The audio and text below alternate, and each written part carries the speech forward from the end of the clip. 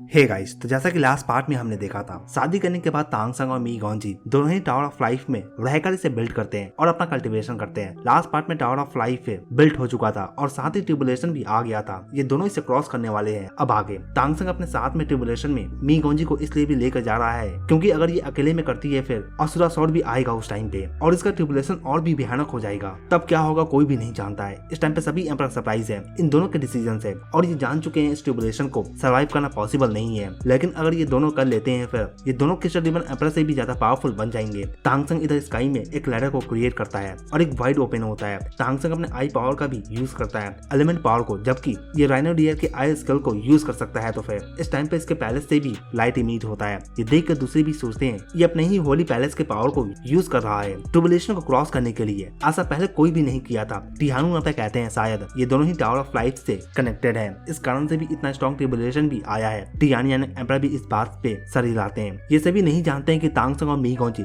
जितना भी क्यों ना चाह ले इनका ट्रिबुलेशन वीक नहीं हो सकता है, जबकि ये दोनों ही इस वर्ल्ड से बिलोंग नहीं करते हैं। इस टाइम पे प्लेन भी इसलिए गुस्सा है क्योंकि तांग संग हार्ट ऑफ नेचर को काफी इन्फ्लुएंस कर रहा है और साथ ही एक सुपर आर्टिफैक्ट के कारण से भी, जबकि ये दोनों थिंग इस प्लेन को डिस्ट्रॉय करने का पावर रखते हैं। तो फिर इधर इस टाइम पे तांग संग और मी गॉन्जी दोनों ही कंटिन्यूअस आगे ऊपर स्काई में जा रहे होते हैं। तांग संग पहले जब ये अपने हेवनली ट्रिबुलेशन को क्रॉस कर रहा था उस टाइम पे ये काफी थिंग्स को प्रिपेयर किया था, मगर ये इस टाइम पे कुछ भी थिंग्स को प्रिपेयर नहीं किया है। ये जानता है कि इसके पास से टाइम ज्यादा नहीं है, इसलिए भी ऐसा किया नहीं जा सकता है। इस टाइम पे ये दोनों ही प्रेशर को सहते हुए आगे बढ़ते हैं। दोनों इस टाइम पे लैडर पे क्लाइम कर रहे हैं और जो प्रेशर इन दोनों की बॉडी पे पड़ रहा है ये काफी ग्रेट है। लेकिन इस प्रेशर के कारण से इन दोनों का भी बॉडी बैप्टिज्म में हो रहा है। जैसे जैसे ये लैडर के हायर पोजीशन पे जा रहे हैं इन्हें भी प्रेशर और भी ज्यादा फील होता है। इन स्टेयर पे सिर्फ दो ही कलर इमिट हो रहे हैं, ब्लू और रेड कलर। तांग संग का माउंटेन ही 800 मीटर ऊंचा है और टावर ऑफ लाइफ 900 मीटर ऊंचा है और ये लैडर 300 मीटर ऊंचा है। फिर इस टाइम पे ऊपर स्काई में काफी हाइट पे ये आ भी चुके हैं। व्हाइट एम्पर भी इस टाइम पे कहते हैं मैं कुछ भी समझ नहीं पा रहा, ये अकेले क्यों करना चाहते हैं। लेकिन जब ये इन दोनों को आगे जाता हुआ देखते हैं फिर इन्हें तांग संग का किया हुआ प्रॉमिस याद आता है। एक बार ये एम्पर लेवल पर चला जाएगा फिर ये इन्हें लेकर गॉड रेल्म में भी जा सकता है और ये याद करके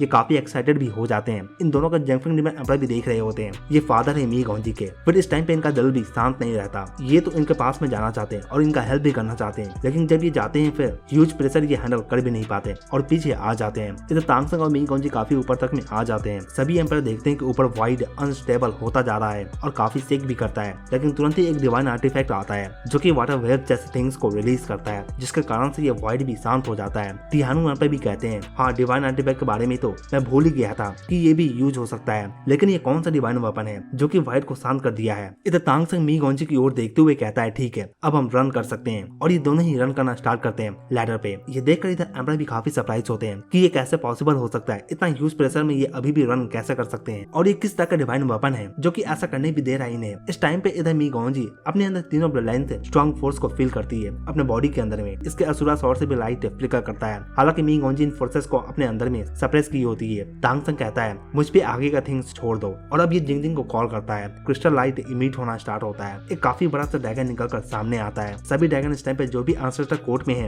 ये फील कर सकते हैं कि इनके बॉडी में ब्लड बॉयल कर रहा हो। थैनोस ड्रैगन जो कि पैलेस के गेट के पास में है ये भी सीन को देखता है। जिंगजिंग का पावर इस टाइम पे पहले से काफी ज्यादा है। इसके पास तांग संग का 5 डिफरेंट ब्लड लाइन्स भी है। इसका भी पावर जिंगजिंग से रिलीज होता है, जबकि तांग संग इसे अपने 5 डिफरेंट ब्लड लाइन को कंट्रोल करने दिया है। तो फिर तांग संग अपने गुड और बैड डोमेन स्किल का यूज करके लक एनर्जी को भी इंक्रीज करता है। अब क्रिस्टल ड्रैगन के होने के कारण से इन दोनों का स्पीड भी पहले से इंक्रीज कर जाता है लैडर पे क्लाइम करने का। क्रिस्टल ड्रैगन के प्रेजेंस में तांग संग और मी गॉन्जी ये दोनों ही काफी आगे तक पे चढ़ पाते हैं सीढ़ी पे। तांग संग जानता है कि ये वर्ल्ड एक गॉड रेल्म नहीं है, लेकिन फिर भी इस वर्ल्ड में जो भी एम्पर लेवल पे आ पाते हैं ये तांग संग के गॉड रेल्म में सेकंड ग्रेड के गॉड के पावर के बराबर होते हैं। इस कारण से भी इस वर्ल्ड में जब एक पर्सन एम्पर लेवल पे चला जाता है फिर वो एक डिफरेंट ही एंटिटी बन जाता है। अब काफी आगे आने के बाद क्रिस्टल ड्रैगन का पावर भी काम नहीं करता और इन्हें वापस से काफी ह्यूज प्रेशर का सामना भी करना पड़ता है। तांग संग मी गॉन्जी की ओर देखते हुए कहता है अब तुम्हारी बारी है। तुरंत ही मी गॉन्जी अपने स्वॉर्ड को निकाल कर अटैक करती है और असुरा स्वॉर्ड का पावर पहले से और भी पावरफुल हो चुका है, जबकि मी गॉन्जी टावर ऑफ लाइफ में काफी अच्छे से कल्टिवेट की है। तो फिर ऊपर व्हाइट पूरे ही तरह से शैटर कर जाता है, जिसके कारण से ये वापस रन करना स्टार्ट करते हैं। इससे पहले कि ये व्हाइट फिर से खुद को हील कर ले और इन पर प्रेशर क्रिएट होना स्टार्ट हो जाए, दोनों इस बार रन करते हुए लैडर के टॉप पे आ जाते हैं। जैसे ही ऐसा होता है फिर ऊपर स्काई भी पूरे तरीके से चेंज हो जाता है। पूरा ही स्काई पर्पल ब्लैक में चेंज होता है। इसे देखकर कहा जा सकता है कि अब इनका लैंडिंग ट्रिबुलेशन खत्म हो चुका है। अब इन्हें heaven and earth thunder tribulation से बैप्टिज्म में लेना होगा। इसके बाद ये एक ट्रू एम्परर बन सकते हैं। देखते ही देखते पर्पल थंडर बोल्ट भी आना स्टार्ट होता है। जैसे ही ये थंडर पड़ता है, तांगसंग फील करता है कि थंडर से बैप्टिज्म लेने के बाद अब ये पहले से काफी अच्छे से अपने सी गॉड पोजीशन को भी फील कर पा रहा है। हालांकि अभी अपने सी गॉड किंग के पावर को रिकवर नहीं किया है। तांगसंग अपने ड्रैगन स्फीयर को होल्ड किए हुए है। जब थंडर इस पे पड़ता है, फिर तांगसंग फील करता है कि इसका गोल्डन ट्राइडेंट पहले से और भी स्ट्रॉन्ग होता जा रहा है। इस टाइम पे ब्लू एनर्जी भी आना स्टार्ट होता है। ये लाइफ एनर्जी नहीं है, बल्कि ये ओशियन से आ रहा है। ये पावर ऑफ फेथ है। तांगसंग अपने हैंड से सी गॉड ट्राइडेंट को पकड़े हुए है और ये अपने लेफ्ट हैंड को नीचे की ओर करता है और ब्लू गोल्ड पहले से एनर्जी खींचता है। तुरंत ही हार्ट ऑफ नेचर रोटेट करना स्टार्ट करता है और प्योर लाइफ एनर्जी इन दोनों के बॉडी की ओर शूट होता है, जो कि इन दोनों के बॉडी में आकर एब्जॉर्ब होता है। हार्ट ऑफ नेचर के कारण से ट्यूबुलेशन भी थोड़ा शांत होता है और थोड़ा वीक भी हो जाता है। इस एक्शन से तांगसंग इस प्लेन को बता चुका है कि अगर ये प्लेन है इनके ट्यूबुलेशन को इस तरह से ही हार्ड बनाता रहेगा, फिर यह हार्ट ऑफ नेचर को कंट्रोल कर सकता है और ये इसके पावर को खींचेगा, जिसके कारण से ये प्लेन भी डिस्ट्रॉय हो सकता है। तांगसंग एक गॉड है, पर यह हार्ट ऑफ नेचर को कंट्रोल भी कर सकता है, इसमें कोई भी शक नहीं है। तांगसंग का गॉड किंग का डिवाइन सेंसेस भी लौट कर आना स्टार्ट हो जाता है। ऊपर स्काई में स्पेस में देखा जा सकता है कि गोल्डन ट्राइडेंट और असुरा सॉर्ड ये दोनों ही ट्रैवल कर रहे हैं और ये इस वर्ल्ड की ओर में आ रहे हैं। ये दोनों ही आर्टिफैक्ट अपने ऑनर के पास में आने के लिए यूनिवर्स में काफी लंबे समय से ट्रैवल कर रहे थे। अब ये फाइनली आने वाले हैं, लेकिन क्वेश्चन आता है कि इनके आने के बाद ये प्लेन क्या करेगा। इस टाइम पे इन दोनों के लिए एक एम्परर बनना जरूरी है। ना सिर्फ एम्परर बल्कि अपने पिछले लाइफ का गॉड भी फुल्ली बनना जरूरी है। इस टाइम पे प्लेन मास्टर इन दोनों को कम्प्लीटली डिस्ट्रॉय कर देना चाहता है। इधर इस टाइम पे मी गॉन्जी ये काफी चेंजेस से गुजर रही है। तांगसंग इसे देखता है और कहता है, हनी हम फाइनली एक साथ में होने वाले हैं, कम बैक टू मी। मी गॉन्जी के माइंड में इसका पिछले लाइफ का मेमोरी एक्सप्लोर कर जाता है। काफी इन्फॉर्मेशन और मेमोरी एक साथ में आना स्टार्ट होता है। ये कहती है, मेरा नाम सिया वू है, मैं एक रैबिट हुआ करती थी। ये सुनकर तांगसंग इसे कहता है, मेरा मार्शल आर्ट स्पिरिट तुम्हारा फूड हुआ करता था, ब्लू सिल्वर ग्रास। ये अपने मेमोरी को याद करती है। इससे तांगसंग दिखता है जब ये दोनों फर्स्ट टाइम मिले थे हॉस्टल में, जब ये दोनों एक दूसरे को अपना नाम बताते हैं, मेमोरी फिर से चेंज होता है और सिया वू को तांगसंग दिखता है। तांगसंग इसे प्रॉमिस करता हुआ इसे दिखता है। तांगसंग इसे प्रॉमिस कर रहा होता है कि अगर कोई तुम्हें किल करने आता है, फिर उसे मेरे डेड बॉडी से गुजरना होगा। वापस से मेमोरी चेंज होता है और सिया वू लव सिकनेस को होल्ड की हुई है और तांगसंग इस फ्लावर के बारे में एक्सप्लेन कर रहा होता है। मेमोरी फिर से चेंज होता है। तांगसंग सिया वू के हेयर को कंघी कर रहा है। ये कहती है, तुम्हारे अलावा मेरे दिल में किसी और के लिए जगह नहीं है। मी गॉन्जी फुल्ली अब सिया वू में ट्रांसफॉर्म हो रही है। इधर तांगसंग की आंखों से टीयर भी आ रहा होता है। मी गॉन्जी अभी भी अपने पिछले लाइफ का मेमोरी को देख रही है। ये देखती है जब सिया वू पे अटैक हुआ था, तांगसंग खुद को सैक्रिफाइस कर मारा गया था और सेम थिंग ये भी की, खुद को सैक्रिफाइस करके ये तांगसंग को सेव करती है। उस टाइम पे तांगसंग डामिंग और एरमिंग इन दोनों के सामने में था और ये इन दोनों से कहता है, मैं अपने सिया वू को रिवाइव जरूर करूंगा। फिर मेमोरी चेंज होता है। ये देखती है तांगसंग इसे प्रॉमिस कर रहा है शादी के लिए। इन दोनों का शादी भी होता है। मेमोरी वापस से चेंज होता है। ये दोनों बात कर रहे हैं। सिया वू कहती है, मुझे गॉडेस ऑफ लाइफ ने कहा है कि हमारा सेकंड बच्चा ये लड़का होगा। तांगसंग अपनी पहली बेटी का नाम है वू टोंग रखा है। नेक्स्ट सिया वू देखती है कि ये साइड में खड़े होकर तांगसंग को देख रही है और ये कह रही है, तुम्हें गॉड रेल्म को संभालना होगा। जब मैं चली जाऊंगी तुम्हारे ऊपर काफी रिस्पॉन्सिबिलिटीज आएगा। मेरे जाने के बाद तुम्हें हमारे बेटे को और हमारी बेटी का भी ध्यान रखना होगा। मैं जानती हूँ कि तुम काफी सैड होगी मेरे जाने के बाद। सीन चेंज होता है और सिया वू खुद को मरता हुआ देखती है। ये तांगसंग के बाहों में होती है। तांगसंग इसे कह रहा होता है, तुम जहाँ भी जाओगी मैं तुम्हारे पीछे आऊंगा, मुझे कितना भी समय क्यों न लगे, मगर मैं तुम्हें फाइन जरूर कर लूंगा। हो सकता है कि जब मैं तुम्हें फाइन करूँ फिर तुम सब कुछ भूल चुकी होगी, मेरे बारे में, हमारे बच्चे के बारे में, हमारे लाइफ के बारे में, स्टार डालू फॉरेस्ट के बारे में। इस सीन के बाद मी गॉन्जी को अब इस वर्ल्ड का मेमोरी दिखता है। जब ये छोटी थी फिर ये सूरा से मिली थी कैरी सिटी में। ये देखती है एकेडमी के पास फॉरेस्ट में ये सूरा से बात कर रही है। ये अपने फादर के साथ में रिट्रीट में जाने वाली है और ये बात सूरा को बता रही है। बाद में तांगसंग को एल्डर माउंट से मी गॉन्जी का दिया हुआ कप भी मिलता है, जिसके कारण से उस टाइम पे तांगसंग काफी खुश भी हुआ था। नेक्स्ट सीन में तांगसंग है एज सूरा बनकर ये मी गॉन्जी को प्रोटेक्ट करने के लिए कसम खा रहा है। फिर सीन चेंज होता है। मी गॉन्जी को पता चलता है कि सूरा तांगसंग है और तांगसंग ही सूरा है। इस वर्ल्ड का भी पूरा ही मेमोरी मी गॉन्जी के माइंड में फ्लैश कर रहा है। मी गॉन्जी इस टाइम पे अपने पिछले लाइफ के मेमोरी को देख चुकी है और साथ ही इस लाइफ का भी मेमोरी को देख चुकी है। इन दोनों लाइफ का मेमोरी एक साथ में अब इसके ब्रेन में आ जाता है। इसकी आंखों से आंसू आ रहा है। मी गॉन्जी और सिया वू इन दोनों का मेमोरी एक साथ में ब्लेंड हो चुका है। मी गॉन्जी कहती है, तुम सच में काफी स्टूपिड हो। अगर तुम यूनिवर्स में खो जाते या फिर तुम्हारे डिवाइन से जो भी बचा था अगर वो खत्म हो जाता, फिर हम दोनों कभी भी एक साथ में आ नहीं पाते। तांगसंग देख रहा है कि सिया वू ये फाइनली फुल्ली वापस आ चुकी है। दोनों एक दूसरे को गले लगते हैं। सिया वू कहती है, क्या हम दोनों वापस जा सकेंगे अपने वर्ल्ड में? क्या हम वापस से रीयूनाइट हो सकेंगे अपने फैमिली के साथ? मैं अपने फैमिली को मिस कर रही हूँ। तांगसंग कहता है, हाँ बिल्कुल हम जा सकेंगे। इधर स्काई में ट्रिब्यूलेशन भी शांत होने लगता है। एम्परर नीचे से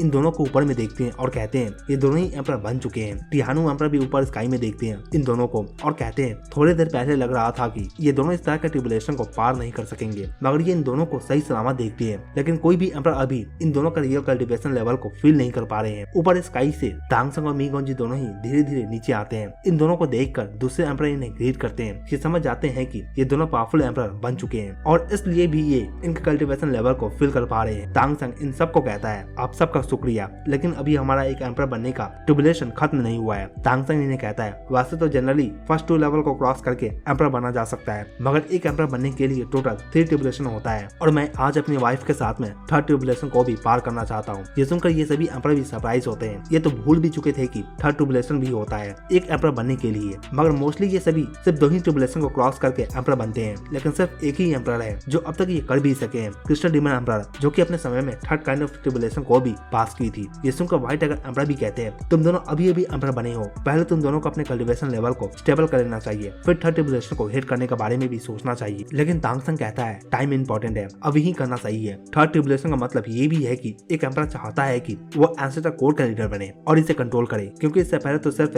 क्रिस्टल डीमन एम्परर ही ये कर सकी थी। इस कारण से भी इन्हें रिस्पेक्ट किया जाता था। टिहानु एम्परर भी कहते हैं तुम दोनों को इसके बारे में सोच लेना चाहिए। इस पर तांगसंग कहता है मैंने सोच लिया है। तांगसंग कहता है वैसे भी मैं इस बारे में श्योर हूँ और मैं कभी भी वो थिंग नहीं करता जिसमें मैं श्योर नहीं होता। टिहानु एम्परर कहते हैं ठीक है, जबकि तुम मन बना लिए हो फिर तुम ट्राई कर सकते हो। व्हाइट टाइगर एम्परर इन दोनों को रोकना चाहते हैं, मगर ये रोकते नहीं है। ये दूसरे एम्परर की ओर में देखते हैं और सोचते हैं कोई तो बोले इन्हें रोकने को। टिहानु एम्परर कहते हैं 3rd ट्रिब्यूलेशन को करने का मतलब है कि एंसेस्टर कोड को चैलेंज करना, फिर तुम्हें हमें डिफीट करना होगा और इसमें ऑल आउट भी हो सकता है और इसमें सभी अपने फुल पावर में फाइट करेंगे जो भी इन्हें चैलेंज करना चाहते हैं। पहले जिंगफिंग डीमन एम्परर आगे आते हैं। तांगसंग पहले आगे जाने वाला था, मगर सियावू ये आगे आती है और ये इनसे फाइट करना चाहती है। ये अपने फादर की ओर में देखती है। ये कहते हैं तुम ऑलरेडी एक एम्परर बन चुकी हो, फिर ये करने का क्या जरूरत है। इस पे ये कहती है फादर ये हमारा पर्पस नहीं है, आपको पता होना चाहिए। मैं अपनी मदर के साथ में फ्यूचर में चली जाऊंगी, उस टाइम पे आप भी हमारे साथ में आ सकते हो, जबकि आपके कारण से ही मैं इस वर्ल्ड में जन्म ले सकी हूँ। जिंगफिंग डीमन एम्परर इससे पहले कभी भी मी गॉन्जी को इस तरह से बात करता हुआ नहीं सुने थे और ये काफी सरप्राइज भी होते हैं कि ये जाने वाली है, मगर कहाँ पे।